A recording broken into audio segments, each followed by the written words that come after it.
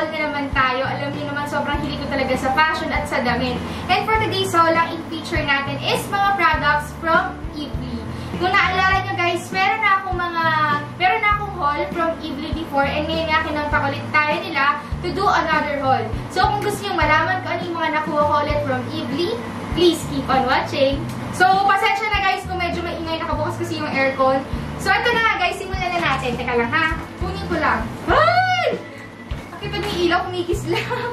So ito yung mga nakuha ko kay Ibli. Simulan ko muna dun sa mga items na hindi ko naman matatry on. So, unang pinadala nila sa akin is this rubber shoes. Oh my gosh, nalaglag ko. Ito yung rubber shoes na binigay nila sa akin. Alam mo yung mga usong rubber shoes ngayon na sobrang lambot ng mga tela. Ganun siya. White lang yung pinaka-sole niya. Ayan. And then, ito yung pinaka, ano niya tawag dito? Tela. So, garterized naman siya, maluwag, and sobrang lambot ito sa paa, sobrang comfortable. Tapos, yung next naman na shoes na pinadala nila sa akin is this one. Ito, sobrang cute. Medyo maliit nga lang sa akin itong isa na to, pero sobrang ganda talaga nito. Ito siya, guys. Ayan. Diba, sobrang ganda niya. Ano siya, parang yung mga fur-fur. Alam niyo, parang mga Converse style na sapatos. Ganun yung style niya, tapos may fur lang siya, kaya sobrang cute. Ang ganda nito pag naka-skirt ka lang, mga tennis skirt, ganun, ang ganda. Ang cute, diba? Tingnan natin. Ito, thumbnail. Ayan. Ayan, guys. Alam nyo, malambot lang dito sa paa. Kahit na medyo mabigat siya, malambot siya sa paa. So, ito. So, punta naman tayo ngayon sa clothing item from Ibli. So, ito naman yung, dami ko na namang sew. This one, sobrang ganda nito pang exercise. And yung kulay niya, guys, alam niyo naman how much I love mga rose gold na color. So, this one is parang makintab lang siya, or hindi ko alam kung satin ba itong tela na to. Pero na siya, ito yung pinaka-pants, tapos, ito yung pinaka-top niya. Sobrang ganda nito, guys. Para siyang mga sportswear. Halimbawa, tatakbo ka, ganyan, mag-exercise ka. Sobrang okay nito. Tapos, meron lang siyang 2 lines sa gilid. Ayan. Tapos, the zipper. Ang problema nga lang dito, medyo manipis yung tela. Pero okay na to para sa weather natin dito sa Philippines, mag-exercise ka. Hindi maganda yung sobrang kapal kasi alam naman natin na mainit dito. Kaya, ayan.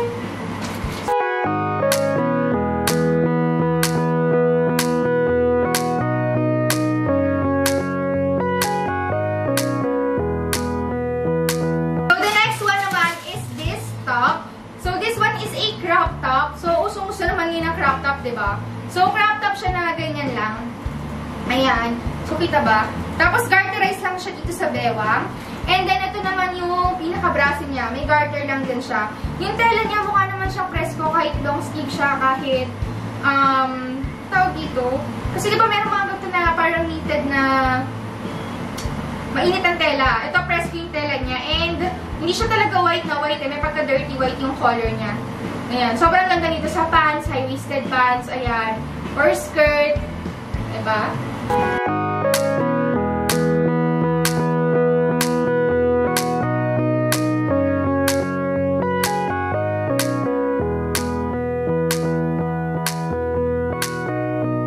Next is, ito, alam ko, nakita nyo na to sa previous vlogs ko.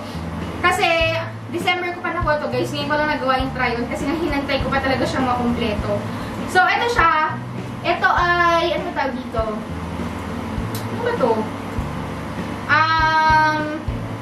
My gosh, hindi ko lang tawag dito. Ayun, terno. Tumilipad yung utak ko. So, terno siya na puting long sleeve, tapos hooded. And then, may partner siya na skirt. Sobrang ganda nito. Ilang vlog ko ata ito nasuot. Ayan.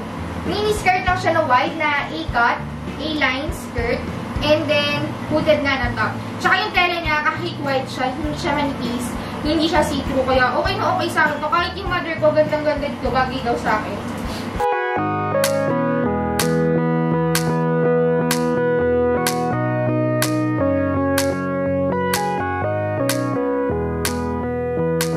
Next one is this crop top.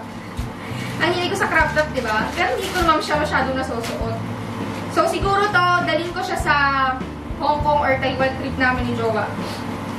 Ayan, para maganda. Ito naman yung crop top na mustard. Medyo nahihilig na rin ako sa mustard ngayon. Kasi nakalagay lang sa kanya, Devil in Disguise. Ayan. So, hanggang dito dito lang siya. Ayan. Diba, ang cute niya. Tapos, yung pinaka-shoulder niya, yung, natawag dito, yung nakabagsak ng shoulder. Ayan. Lahat pala ito na mga kinuha kong item from Eevee are, ano ba to? Small nga ba? O, tama. Small yung mga sizes. Kasi small lang ako. Pero minsan yung small maluwag pa sa akin. Minsan kailangan ko extra small.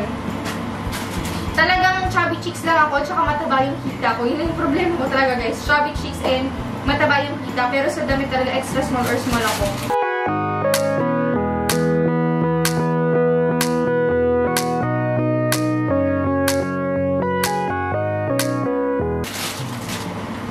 Eto siya.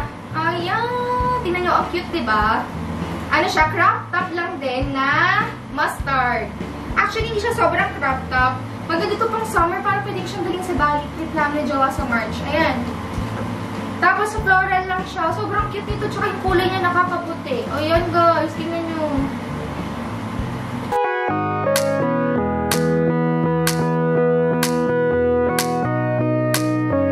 Guys, meron pa pala isang pinadala sa akin si Eevee. Nakalimutan ko lang kasi nakatago siya sa closet ko.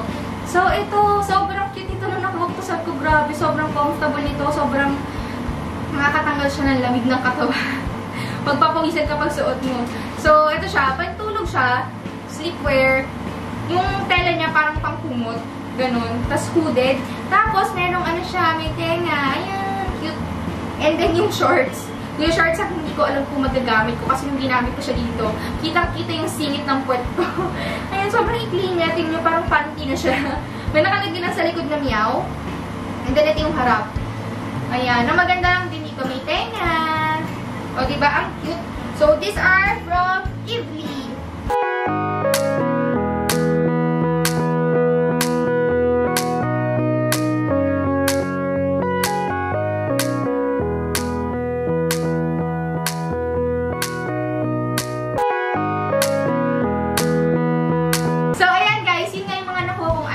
From Eevee. Kung interested kayo sa mga nakita nyo items dito, ilalagay ko sa description box down below lahat ng links ng bawat item. And pati na rin yung pinaka mismong website Eevee. Kung meron man din akong promo code, ilalagay ko na lang din sa description box down below.